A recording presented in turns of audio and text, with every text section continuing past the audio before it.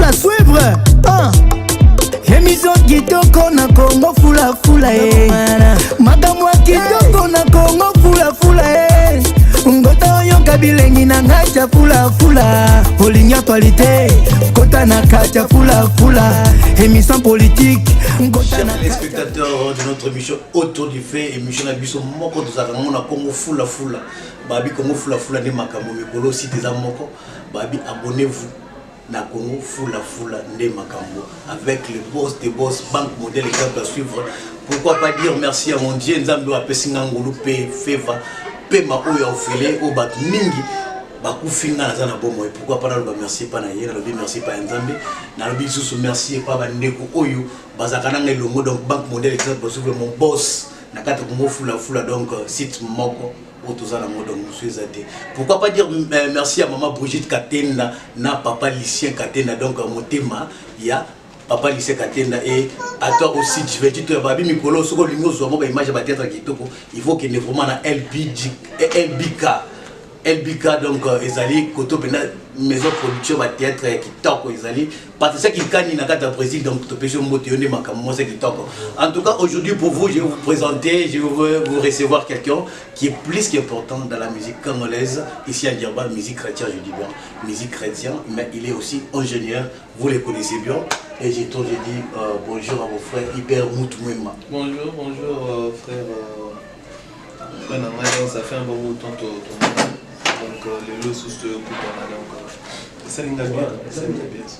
Merci beaucoup Iber Moutoumema. Après tous ces temps de silence vraiment l'équipe m'a cassé les lots vraiment toyé sur yo tina kata studio poto yoka. Pourquoi Iber a suivi vraiment en silence? Comment tu parles d'Iber en tant que musicien ou en tant qu'ingénieur du son? Non, toujours le Iber est musicien, toujours le membre qui est ingénieur parce que Iber Iber il y a Banzembo. Tu es pas Iber il y a kubomisa musique té ko sala boité donc tu es pas Iber Banzembo Banzembo kitoko to ka kalawana vraiment. En tout cas, donc ça biso dans nous avant tout kota masolo mo pesa. Simba bilokota olokoti ngai nakati ya poto ya masumu yo bikisi ngai esika moto talata miso te yo lukaki ngai yo osukolinga na makila no opakolinga mafuta molimo no omelisinga maya maloba no simubakisi ye pona ngai c'est ça. Donc, Iber Moutoumema, les gens vont se retrouver, va se retrouver en arrêt de dire Bamba, au Brazil, Bando, va se retrouver encore. Iber, c'est comme si silence le sali que non pour le bâtiment, Iber assis. Iber, bon, je sais pas. On a habité sur votre catégorisation par rapport à mon aussi, là ou quoi, ben, je sais pas. C'est mon corps, ils ont ça la gospel music. Music en Zambie, ils ont un message de moi je fais pas la musique pour faire notre bon moment. Je fais la musique parce que dans un message il faut la transmettre. Avant d'aller un message, je l'ai subir un message. Ok. On faut subir un message avant de commencer à vie. C'est ça. Ils ont des ambassades à ils ont le droit d'ambassadeur mais c'est comme si silence va petit bazo bimisa bazo côté studio. Bon, na bien va petit par rapport à HT mais va petit par rapport à Moussala.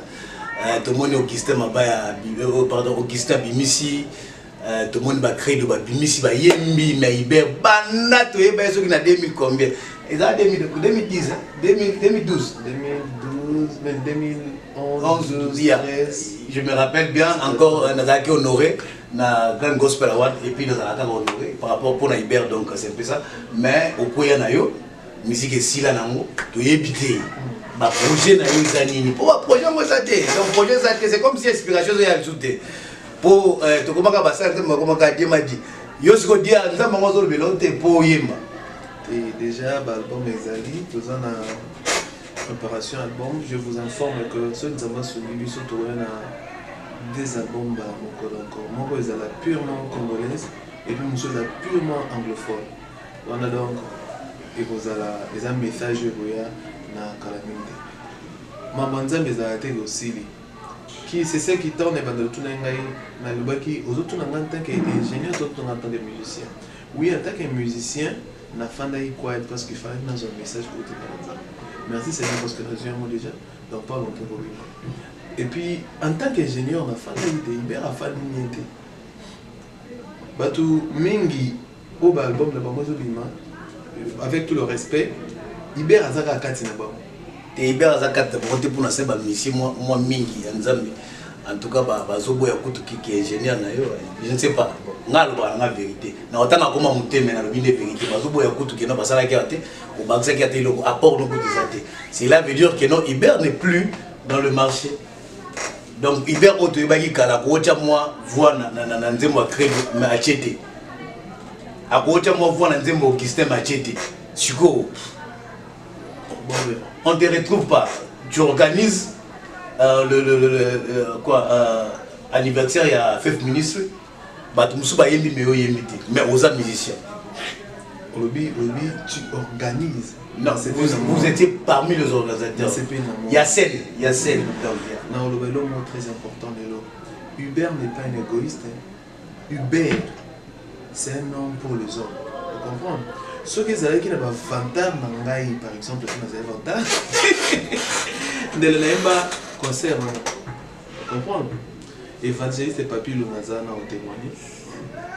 Je les salue aussi à passant. Eric Boli Kwazalena ont témoigné. J'ai dit ça tout, on a dit, moi je n'ai rien à prouver aux gens. Il faut donner, et chérie? Oh, ok. Il faut donner aussi la chance aux autres. Tant que tu vas monter, Hubert Moutoumoué Makabou à l'Emba que je suis, Playhouse n'a pas été 5 fois. Sans Congolais. Sorry, dans le lobby pour la fantastique. Mais on est informé.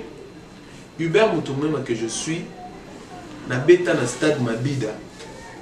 Sans Congolais. Moi, je comme égoïsme.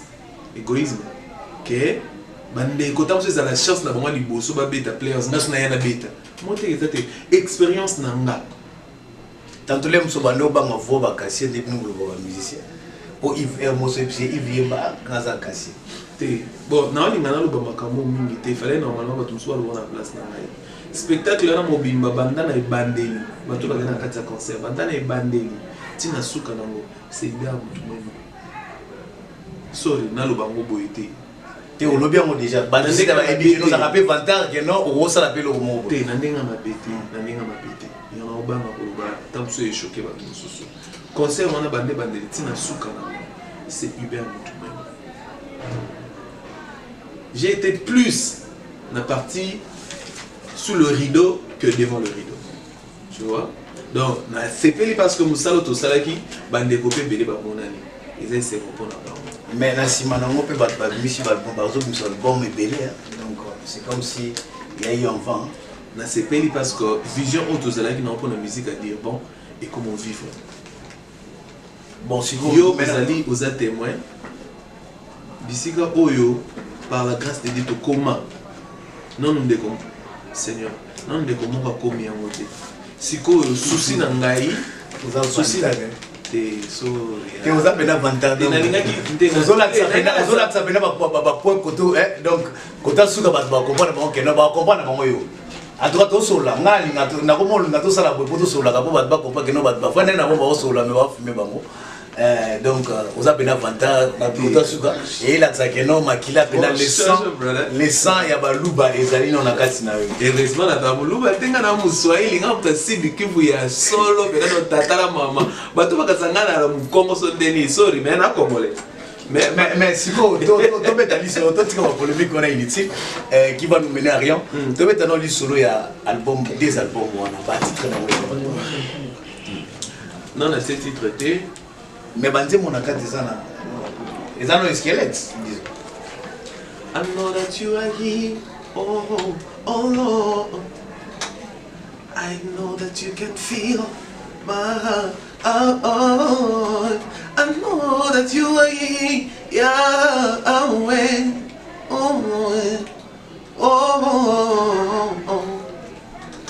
Olingi go remettre na bandé mon lo wa fali hein. Solo.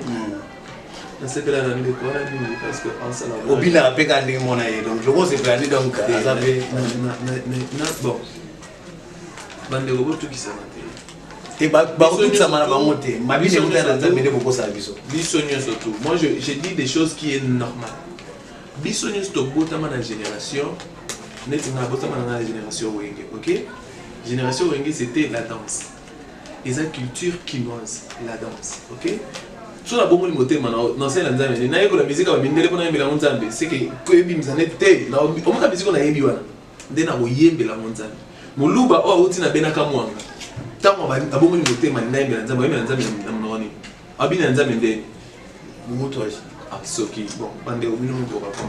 Merci beaucoup et bien mutume mo oui moi mokso mo kwa muke donc mokso on a siko yembi ezali titre na mweza nini expliquer biso parce que on a peut-être na yebi peut-être bande ko musuba I know that you are here Lord je sais que tu es là éternel donc eza nzembo oyo et traverser un moment très difficile dans un moment où on sentir que non comme assusté dans les mais c'est ce que je dis moi je vis mes chansons OK je ne chante pas parce que ezana na côté anglais et voilà les albums anglais dans album parce que ko yembela ba congolais pe au parti na bango côté na bango okamwe singa yana ngai okamwe singa na loba no ko ninyo yokai okamwe singa yeswe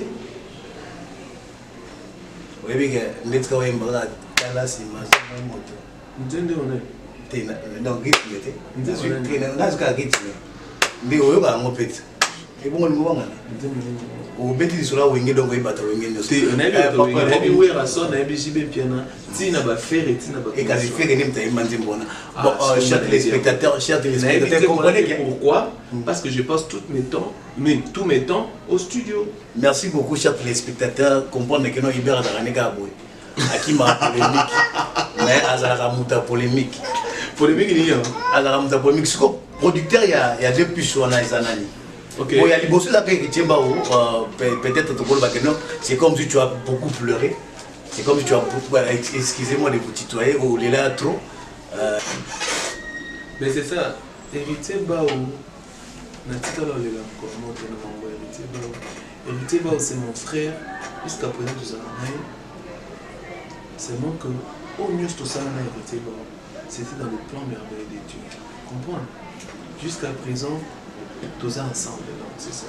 Merci beaucoup chers téléspectateurs je dis que non merci à toi Patricia Kinkani na kata Brésil balobi moi si moko waza na ga kitoko na tai oyo ya kitoko babi moi si moko na kata Brésil Patricia Kinkani na lela fort donc bambote no belé pourquoi pas à maman Brigitte maman Brigitte Katenda moté Maya papa Lucien Katenda donc moko balobi productrice moko kaka otozana ye na kata France na Paris donc Jiveltito ya Ibma Solo ndenge za kaka maman Brigitte maman Solo ndenge za Western nyoto kendara mon frère Hubert Boutouema yebisa biso siko nani ya asa producteur ya bom oyo zo ya donc producer d'abord ezanga moko tant que on ça la paix exécutif producteur exécutif tant que on ça on va voir comment Dieu va nous guider c'est vraiment que tout ça a besoin tous les Canadiens comme sous on a besoin les Canadiens comme sous album bosso ba clip ça quitté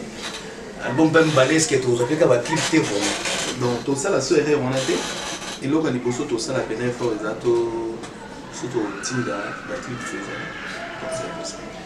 merci pour ça mais pas sur mito kozongi la paix sur la clip ya comment OK merci beaucoup Nzambe apambola bandeko donc tu as maki Hubert Boutouema na kati ya émission la vision autour du fait na Congo fula où il y a boss moko Banque mondiale exemple à suivre Trésor Mani balobi un peu d'argent un peu de monnaie donc dans les États-Unis kuna Banque mondiale peut préparer ka ba bilo on les ala pour Western Union et Kangité donc ils ont ça donc merci à vous merci à ba téléspectateurs na nganyoso en tout cas ngana lo ba ra boy na bikota suka na tika ka ne vraiment invité nanga à se déchaîner donc après ça va monter na ye ayemba ngana tiki bino na ye ayemba ayo que ça bino bilo ya sali sikapo abeze belé abia koité après il était mettre aux oreilles pour tout sur la vraiment moi mon laï pour ça dans musala et puis azana moi en tout cas on a salué famille nanga mobimba je dis merci à maman Géraldine Poutou Yvette Kumba je dis bien merci à maman Hassan Poutou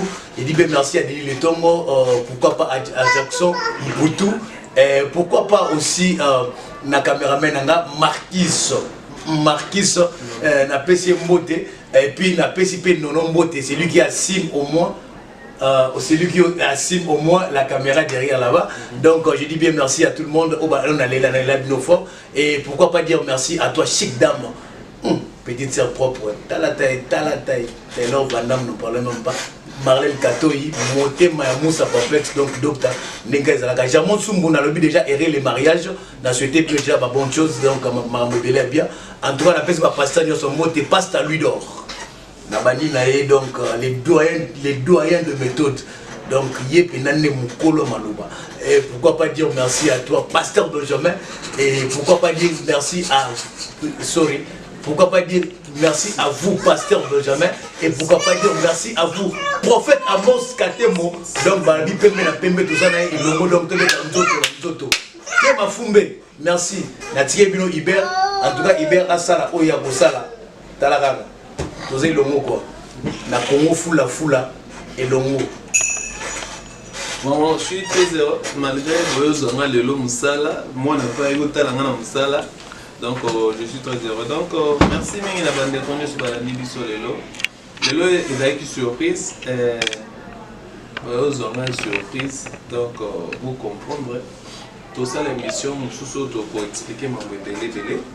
Zamba Zanabiso donc nous avons ça c'est quoi ça parmi les chansons que nous avons et puis c'est ça quoi.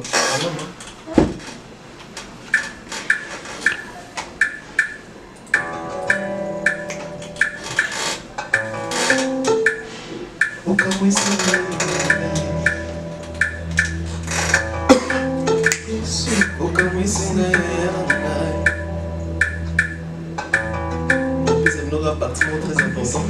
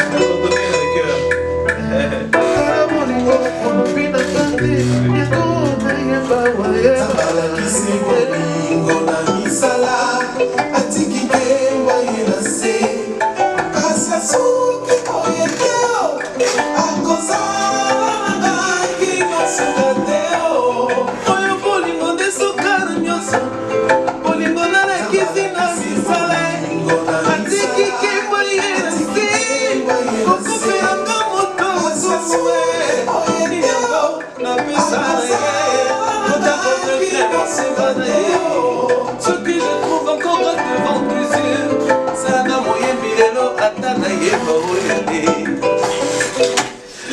moi on adore bola na on est sur garçon dans le vide am ta sori soni